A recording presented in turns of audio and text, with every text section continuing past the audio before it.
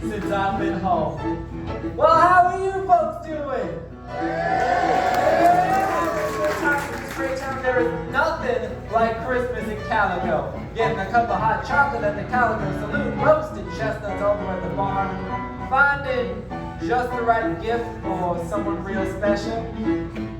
It is good to be heading home. It reminds me of another time, about 10 years ago, during another Christmas Eve. Christmas Eve will find me where love light gleams. I'll be home for Christmas if only in my dreams. Oh, well, there's old Scrooge. You see, he and Marley used to run all the trains here in Calico. Oh, he is just like how I remember him. Hey, Scrooge! How's your partner, Marley, doing? Dead. Dead as a doornail. Died 7 years ago this very night. Oh, yeah, Jacob Marley was dead. No doubt about that. Well, how about we head back 10 years to tell our story? I want these trains on time. I don't care that it is Christmas Eve. Scrooge never painted out old Marley's name. There it stood on the train platform, Scrooge and Marley. Some new passengers called Scrooge Scrooge, and some called Scrooge Marley, but he answered both names. It was all the same to him. Old Scrooge was a tight-fisted, squeezing, wrenching, Grasping, clutching. covetous old sinner. On time, I said. Get out of my way.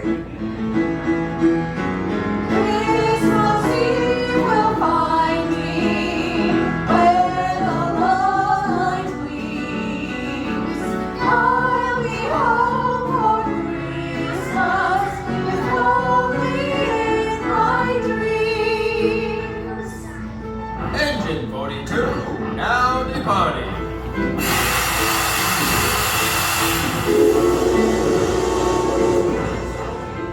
It was a cold, bleak, and biting winter in Calico. The sky was dark, there hadn't been any sunshine all day, as if Heavenly Father knew that there must be darkness before there is light. And Scrooge, well, he was an icy soul who kept the world out, basically warning all of humanity to keep its distance.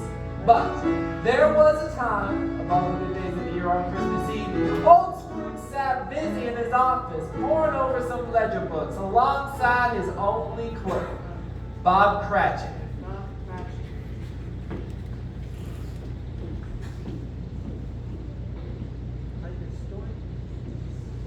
Mr. Cratchit! There may be a gold rush going on, but no man ever got rich by squandering his fortune. But sir, the fire's dying. Let it die! A warmth is sufficient. But sir, Mr. Cratchit! Put another scrap of coal on that fire, and your next train ride will be to the unemployment line.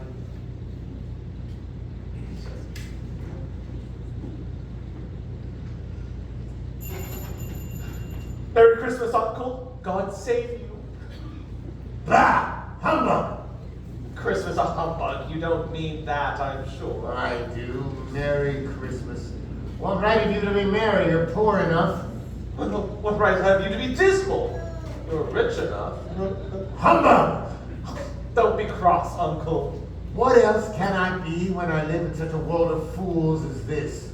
Every idiot who goes about with Merry Christmas on his lips shall be boiled with his own pudding, with the stink of holly through his heart. Uncle! Nephew, you keep Christmas in your way and let me keep it in mine. But you don't keep it. So let me leave it alone. What good has it ever done you? Well, I believe I've always thought of Christmas time as a good time. A kind, forgiving, charitable time. And while it's never put a scrap of gold or silver in my pocket, I believe it has done me good. And will do me good. And I say, God bless it! here, here. Merry Christmas, friend. See you around Christmas. Let me hear another sound from you and you'll be on that train, Bob Cratchit. First class to nowhere. Don't be like that. Come. have dinner with us tomorrow at Ghost Town Grill? No. But why? Why? Why did you marry against my wishes? Because I fell in love. Because I fell in love! Good afternoon. But you never came to see me before my marriage. Why use that as the reason for not coming now? Come, have boys and dairy pie with us at the grill. Good afternoon. Why can't we be friends, Uncle? Good afternoon, nephew. Enjoy your pie and frivolity without me. I am sorry with all of my heart to find you so resolute. But I shall keep my Christmas humor to the last. And so, a Merry Christmas I say to you, Uncle. Good day. And a Happy New Year. Here. Hold up. Happy New Year.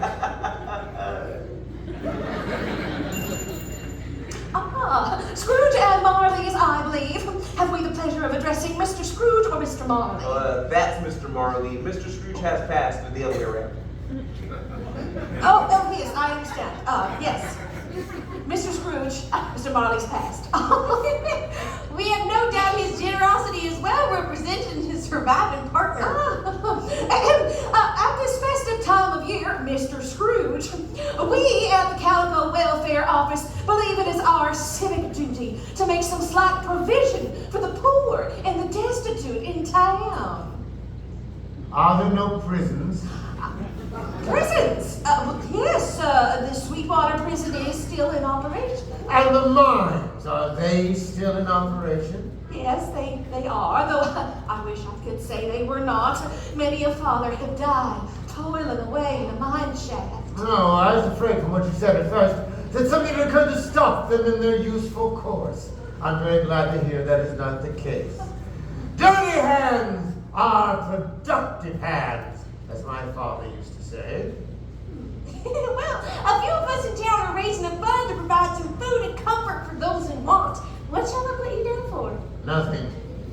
Oh, you sure made anonymous. I wish to be left alone. I miss something on my Merry Christmas, and I cannot afford to make idle people merry. I support the establishments I mentioned. They cost enough. Those who are badly off must go there. Oh, but many would rather die. If they would rather die, they had better get to it and decrease the surplus population. Good day to you both. Well, good day to you, sir. And, Merry Christmas. Blah! Merry Christmas. Humbug! Oh, you were the most violent! You're trying to commit your Merry Christmas!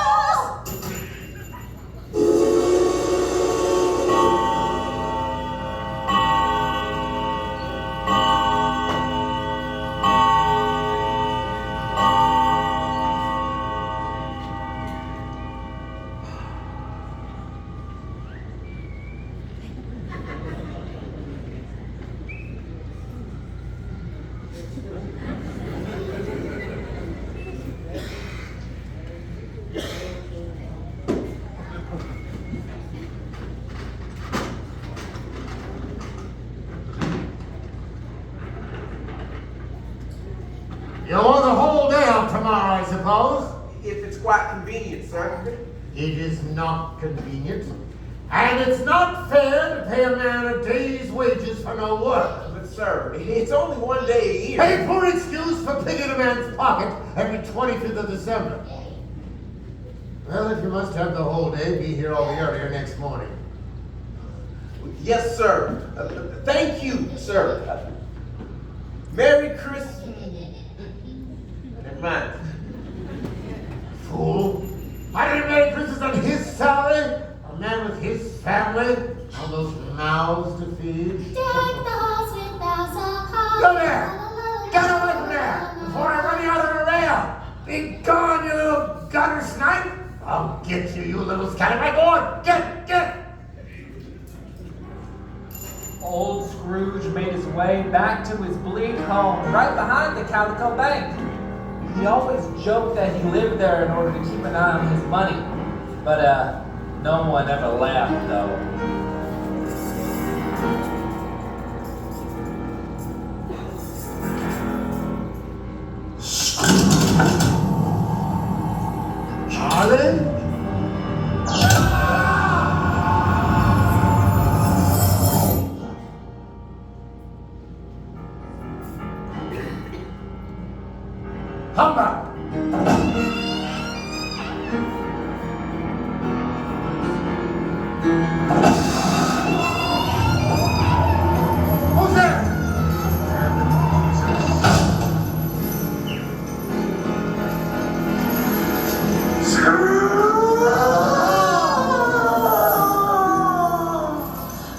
on!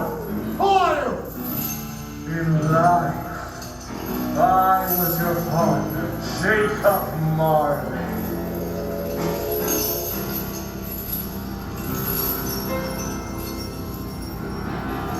Humbug. You don't believe in me. No, I don't. You're a humbug. I tell you to go on. Foolish man, do you believe in me or not? No, I do, but why do you come to me? It is required of every man that the spirit within him shall walk among his fellow men.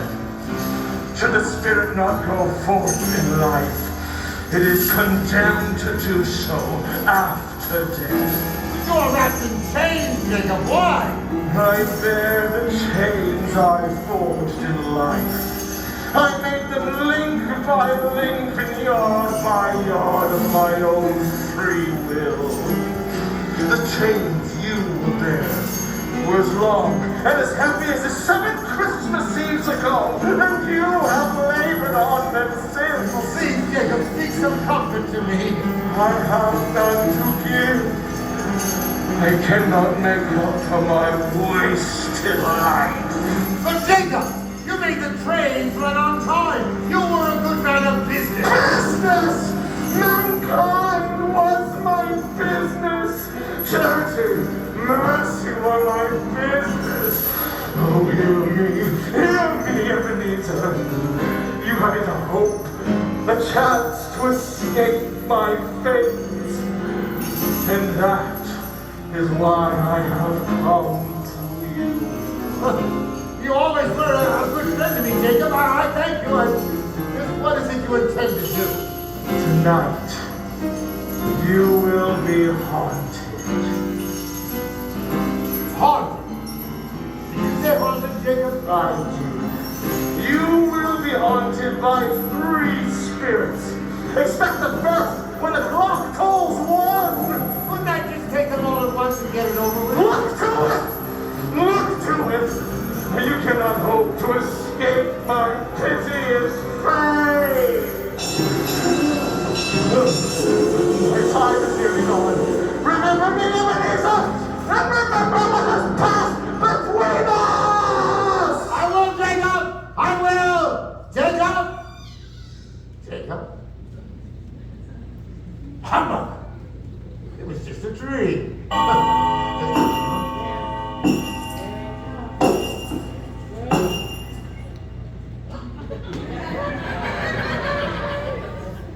Are you a spirit, miss? Yes. The first of the spirits whose coming was foretold to me. Yes, I'm the ghost of Christmas past. Yeah! What business brings you here? Well, your welfare, partner. Well, I'm very much obliged to you, but I can't help thinking a little rest might be more conducive to my well-being. Turn and look upon me. Come, you must follow. But you are a spirit not mortal. How can I follow you? There but a touch of my hand, and you shall be able. Come, your past awaits. Let's get Whoa! Good heavens! Virginia City! This is where I was born. I was a boy here. Oh, these are the happiest times of my life. Well, ain't that strange? What? That you've forgotten. Look there. Why, it's little Milton Howard. He's just as he was. Can you see me? Hey, ho, Milton! Come on over here. Oh, yeah, what's that? Merry Christmas. Merry Christmas. What is it? Nothing. Nothing really. Just a child. Just a child carolling outside my door. I wish now I'd given him something. Come, let us look at another Christmas Eve from long ago. Why, it's my old school. Do you remember? Yes, I do. It is the Christmas holiday, but the school is not quite deserted. A solitary boy, rejected by his father and neglected by his friends, is left alone. Yes, I know him. He is myself. Ebenezer!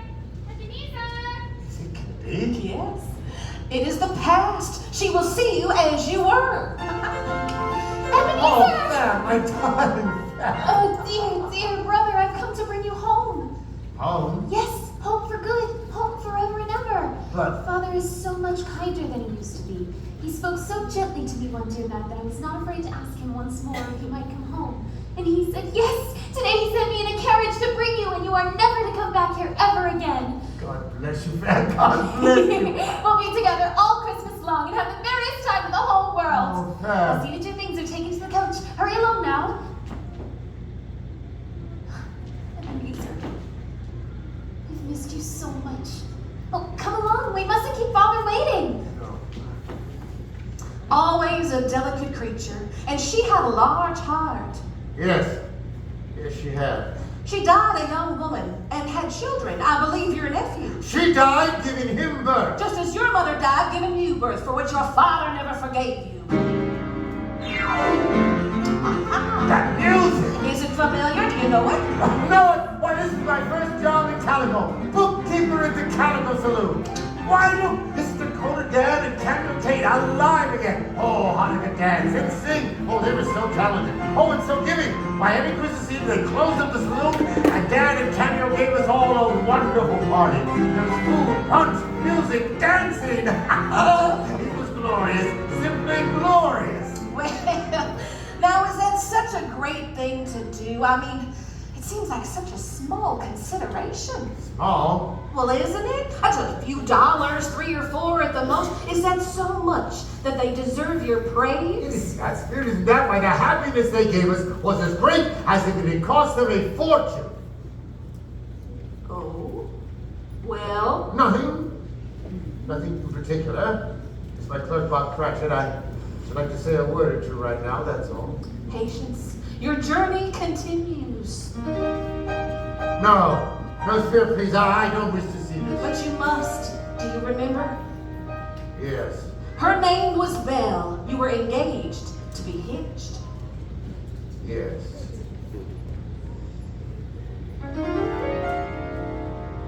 Ebenezer, I've been displaced by an idol. What idol has displaced you? A golden one. You condemn my ambition. No, I do not. But I am deeply saddened to see your more noble aspirations fall one by one in your endless pursuit of wealth. There is nothing on which life falls so hard as poverty. Ebenezer, our engagement is an old one. When it was made, you were a different man. I was a boy. I knew nothing. My situation may have changed, but not my feelings for you. Have I ever sought to break our engagement? You've changed, Ebenezer. If we were not engaged, would you court me now? You think not? The Ebenezer you are now, the big man of business in Calico, would he marry a poor woman from Sweetwater? I think not.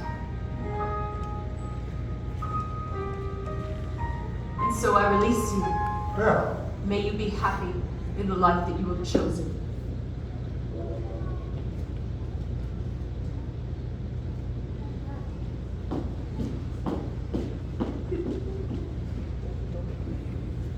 Belle. Belle! Spirit, stop torturing me! Remove me from this place! My time with you is nearing its end. Oh, thank goodness. What you have seen has been your past. That which has set you on your present course contains lessons to be gleaned. It is my hope that they have been seared like a brand into your soul. You must now look upon the present. And how did Tiny Tim behave? Oh, as good as gold, dear, and better. He sang like an angel, and somehow he gets so thoughtful, sitting by himself so much. Coming home, he told me that he hoped everyone in that church of reflections had seen him because he was a cripple, and he hoped it would bring them pleasure to remember who made the lame walk and the blind see. And as I carried him home, he called out, "Merry Christmas, God bless us," to everyone we passed. Perfect strangers. They smiled and waved back and said, "Merry Christmas." He called back, "God bless us, everyone." God bless us, everyone.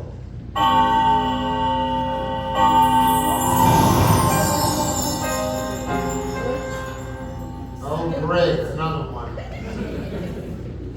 Well, yeehaw, old man. Ain't you glad to see me? No. Well, I got a batch of biscuits in the oven, so you best be getting. Well, it can't be any worse than what the ghost of the past showed me. I am the ghost of Christmas present. Because every day is a gift.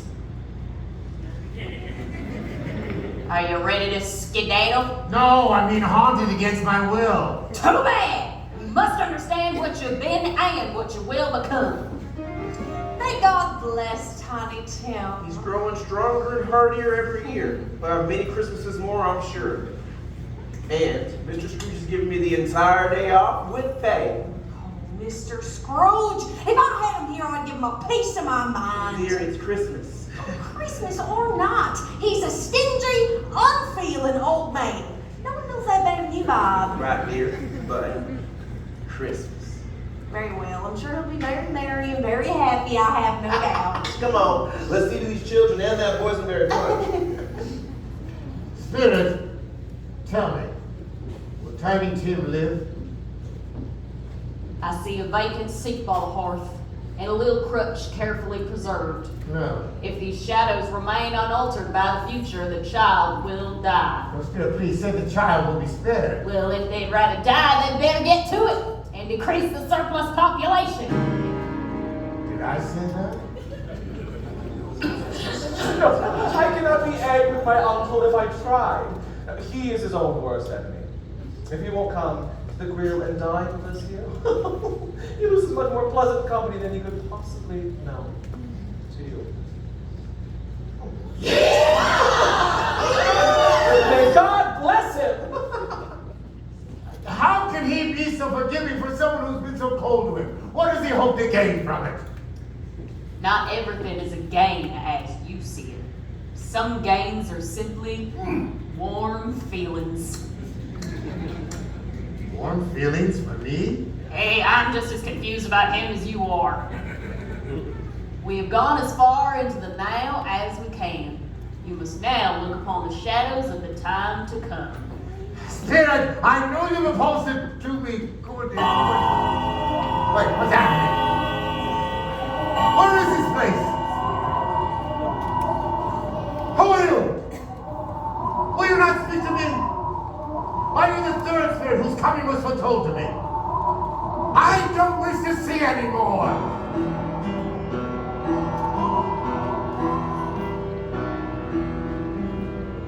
No.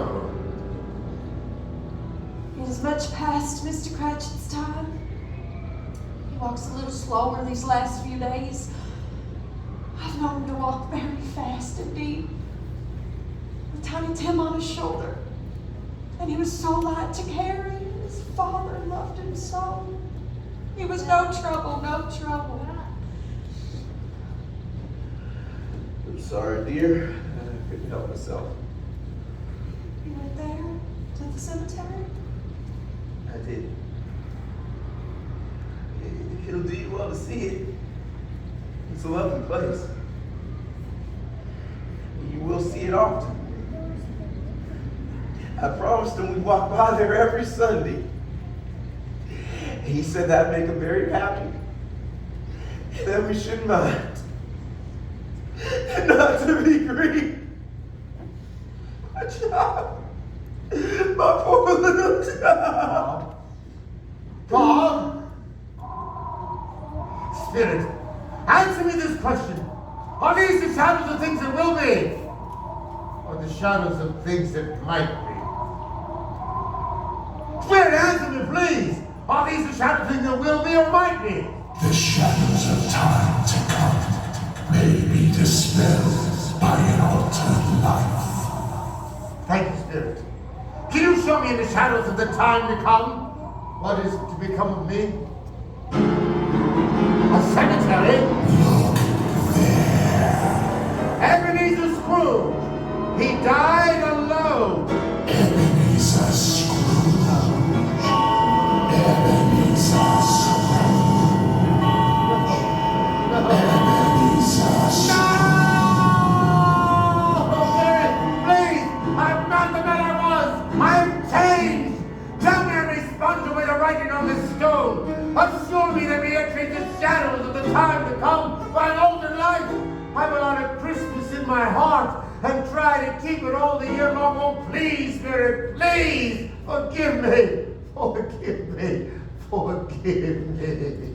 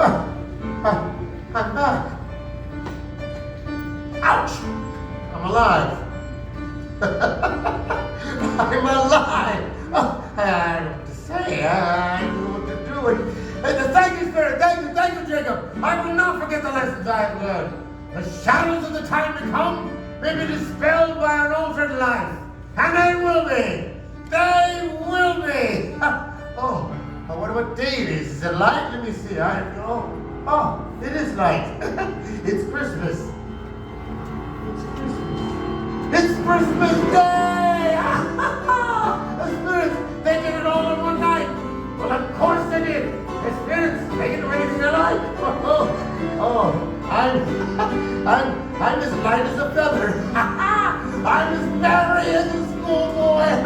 I feel like a baby. Well, there's so much to be done. I don't know where to begin. Well, first of all, I don't deserve to be so happy. But I can't help it. I can't help it. And Scrooge was changed. That very morning, he went and he bought the prize turkey. Not the little prize turkey, but the big one. And he sent it to Bob Cratchit and his family under the one condition that no one should know who sent it. And then, dressed in his best, he went out onto the streets. Good morning to you, madam.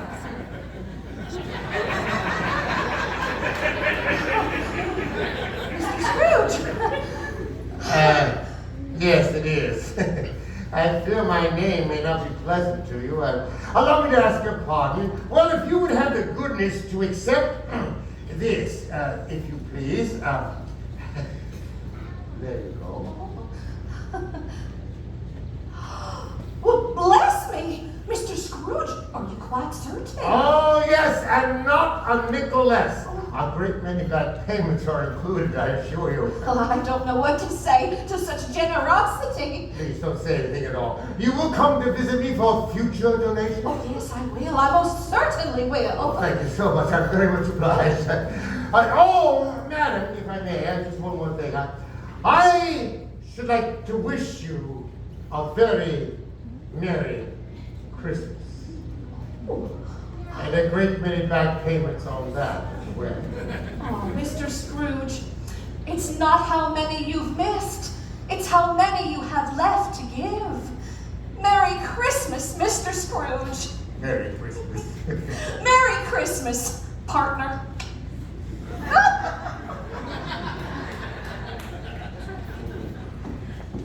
Merry Christmas!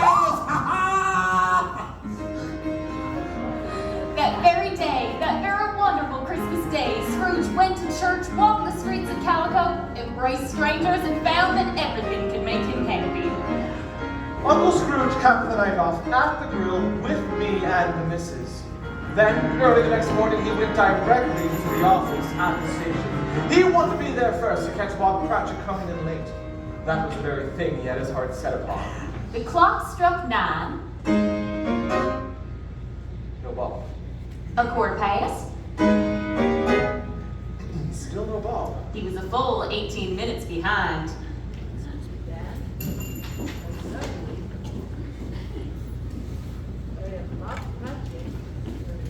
Mr. Cratchit! What do you mean by coming here at this time of day? I'm sorry, sir. I am behind on my time. Yes, indeed, I think you are. Step this way, if you please, sir. Oh, please, sir. I'm sorry. It won't be repeated. You see, we were making rather merry. That is quite enough, Mr. Cratchit. Now, I'm not going to stand for this sort of thing any longer. And therefore, I to raise your salary. Please, Mr. Scrooge, no! Please don't raise my... Wait, what?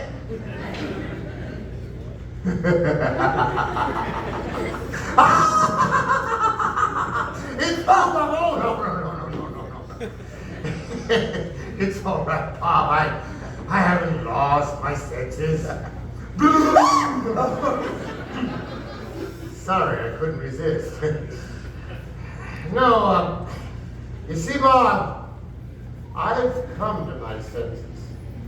Truly. Merry Christmas, Bob. A Merry Christmas, my very good fellow, that I give you for many a long year. Now I shall raise your salary, and I shall endeavor to assist your struggling family. We'll discuss your affairs this very afternoon over a mug of hot cocoa at the Calico Saloon. But here's what I want you to do first. I want you to build up a roaring fire before you dump an eyeball crunching. You do that, huh? Mr. Scrooge was better than his word. He did it all, and infinitely more. And he became as good a boss, as good a friend, and as good a man as this good world has ever known. And he spent the next decade living up to that promise. Oh, the train's here, dear. That means our son's finally home from college. Time to tell. You know, Mama, personally, I don't think I'm that tiny anymore. Merry Christmas, Mama. Merry Christmas, Papa. Merry Christmas, son. Over the years, Scrooge went on to become like a second father to me.